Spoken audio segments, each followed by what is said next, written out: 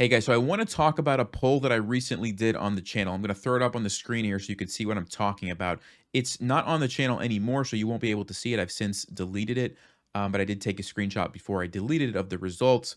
If you didn't get a chance to vote, I apologize. You have to keep an eye on the community tab. Sometimes I put things up and take them down quickly. Although this one I did leave up for quite a lot of votes, but very surprising to me. So you can see I have four different board piece combinations on chess.com. It lets you choose, what board do you want to use, what pieces do you want to use.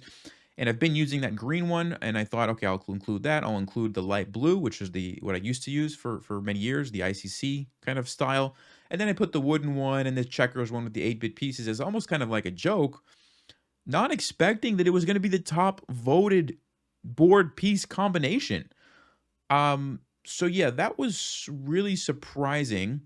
And let me actually show you. I'll jump over here to this screen. You can see what it looks like. Okay, this is what we're talking about here. The checkerboard with the 8-bit pieces. Now, here's the thing, guys. When I do a poll, I want to respect what you guys say. Like, I'm not just randomly throwing those things out there. Like, I value your feedback. And so when the majority is clearly favoring a certain style, I have to respect that, right? So I know some of you might think this is a little bit weird, but I think we can get used to this. Now, one thing that I want to point out is like the red highlights, you can hardly see them. So I think the yellow is okay. It's not like amazing on top of the yellow pieces, but it works pretty good on the black. And then what I've discovered here is that if I hold the Alt key, I can go for a blue. And this actually looks pretty good. You get the blue arrows, the blue squares, or even, is it Shift? Yeah, Shift makes the green. Like, I think we could get used to something like this. Right? This actually looks pretty good. You know what? Let me just do a quick lesson. Like, let's just do a lesson on the King's Gambit here. So E4 and E5, and the King's Gambit is when you play F4, okay? And you're giving up this pawn for free. It does weaken your king a lot, which is why we get the King's Gambit name.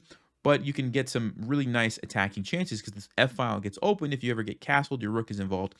Anyway, there's one particular line I'll show you guys just for this mini lesson here. Bishop to C4. It's a really weird move. It's called the Bishop's Gambit. But it's weird because you allow Queen H4. So you could actually prevent that if you would have played Knight to F3. But when we play Bishop C4, we allow the Queen to come here so that when we move, later we can chase it away and gain a tempo, and it just gets super wild. Now, some people will actually play Bishop C5 and just try to checkmate you here on F2. But then you play D4, and you just kick that bishop away, and they actually waste some time. And now you can play Knight to F3, and the queen moves, and the game goes on, but you have a nice center. Hopefully you can take this back, keep developing, and that's kind of the idea, all right? So anyway, that's your mini lesson. I just wanted to show you guys it's possible. We can get used to this checkerboard, so don't panic. We'll make it. If you have feedback on this, like thoughts about the board or the pieces, let me know down below.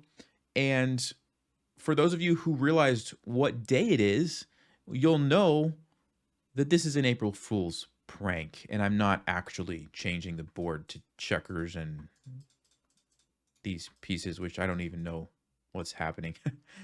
Anyway, I hope you guys aren't too upset by that. Happy April Fools, and I hope you at least got a laugh from this video. I'll see you guys next time. As always, stay sharp, play smart, and take